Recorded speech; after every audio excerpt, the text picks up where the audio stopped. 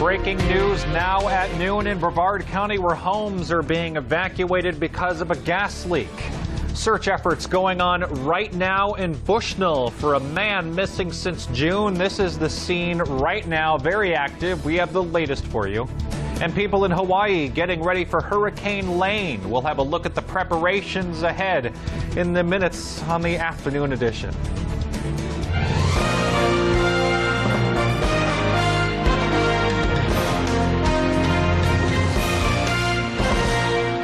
Thank you for joining us this Thursday afternoon here on the Afternoon Edition. I'm Eric Levy. We are talking about some shower activity already developing here in Central Florida. Right now, 12:01, meteorologist David Heckard is in the Weather Center to join us for Weather on the Ones. But of course, those showers very minor. Yeah, nothing major out there at this point. In fact, I think much of Metro Atlanta may end up staying dry here as we head into the lunch hour itself. But let's get right to Storm Tracker 13 live Doppler radar. You can see not a ton of activity out there. In fact, the most concentrated actions down into southern sections of Polk County, but you can see just a few sprinkles kind of here and there, a couple downpours there in eastern sections of Orange County. More activities kind of exited out towards the airport area, and you can see just kind of has fizzled away. Now we do have some dry air kind of punching its way into our northern counties, so I think today we're going to be talking about a pretty good gradient of showers and thunderstorms. I think the best chance is going to be I-4 corridor and then points to the east and southeast today. High temperatures back, it looks like, in the low 90s. I'll be back talking much more about rain chances as we move into the rest of the week, and also an update on the tropics and Hurricane Lane. That's all coming up on your weather on the Ones. Breaking news out of Jacksonville, where we have been following all of the latest on a deadly mass shooting at a riverfront mall. This happened just hours ago at a Madden video game tournament at the Jacksonville Landing. The sheriff just held a press conference minutes ago. We have no outstanding suspects at this point, and we'll have, again, more information and a full brief in a few hours. One thing I can add, we would encourage people not to come downtown to spectate. We don't need that at this point. We've got a very large crime scene downtown, a very large perimeter on this crime scene, and we will divert you away from that, obviously.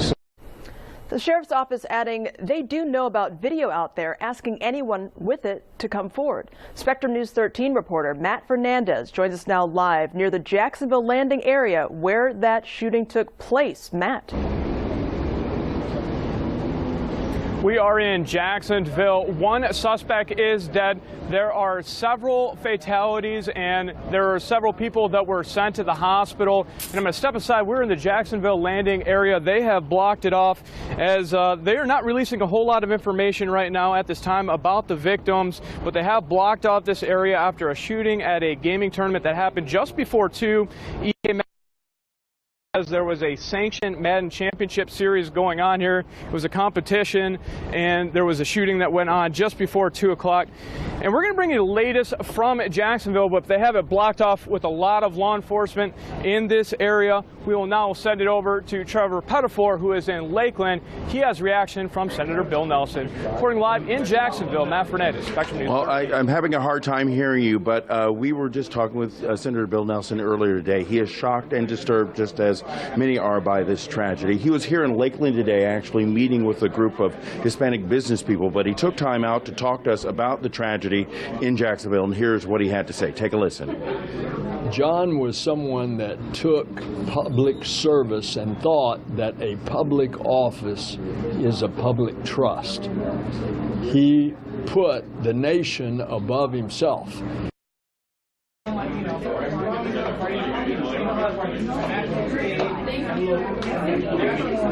Okay, I believe we were having some problem. That may have been the wrong soundbite concerning, that was about John McCain, and actually he was upset about this latest incident in Jacksonville, talking about actually how we've had incidents in the Pulse nightclub as well as in Fort Lauderdale Airport and others, and he's just concerned that we're turning against each other instead of helping each other. Now, with more reactions to this, let me go to my colleague Angie Andrews. She's in the Web Center now with more reactions. Angie, what do you have? Yes, good evening, Trevor. The Jacksonville Sheriff's Office Twitter account shows just the intensity of this scary scene as it was unfolding and in real time. Now, the first tweet, it went out just about 3 hours ago, and it was pushing people to stay away from the area, saying this area is not safe at this time. Again, in capitals stating stay away. From there, it was just a couple seconds later, they wrote, "We can't stress enough to stay away, many blocks away." Then time lapse a little bit less than an hour here. They went on to say, "We're finding many people locked in areas at the landing, asking them to stay calm, to stay where they're hiding. SWAT doing a methodical search inside of the landing, saying we'll get to you, and please don't come running out." That was really the first look we got at the terror that was going on for those that were trapped in the landing. They then went on to ask people to call 911 so that way they could get to them and get to them quickly, tagging hashtag the landing mass shooting, which quickly began trending.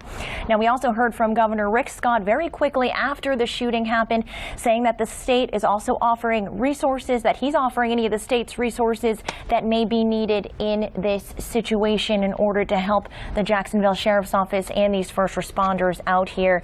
Finally, back to EA Sports. They acknowledged that this was an EA Sports sanctioned event, that this Madden tournament was, and that they're also working with local authorities in order to figure out what happened here and also offer any help that they might have at this time. Reporting live in the newsroom, I'm Angie Andrews.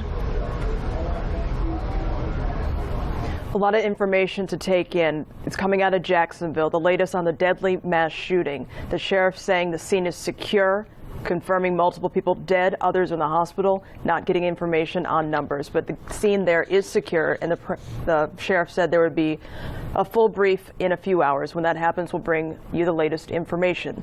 For now, we have much more on the shooting, including the latest so far on our website. That's at mynews13.com. You can check there or stay with us here throughout the evening.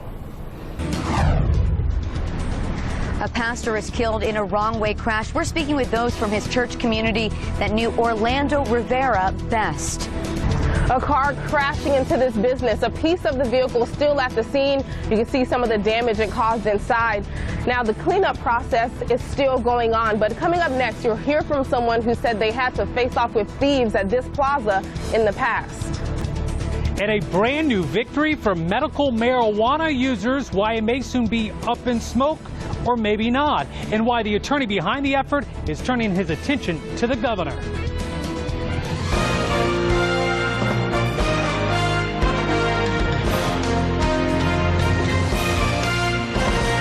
Thank you for the company this Tuesday here on the Afternoon Edition. Eric Levy with you. Hope you had a nice weekend, maybe an extended weekend on through Memorial Day yesterday.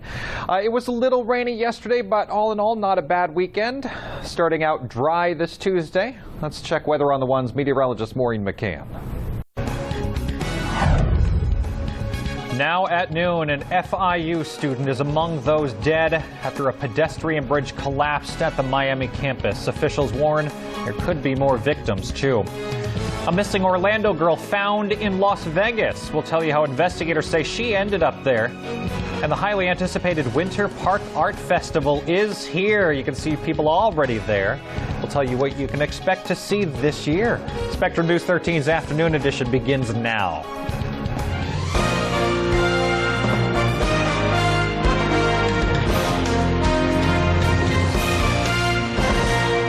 Yeah, lots of fun to be had at that art festival. Hearing a lot about it. May have to check it out.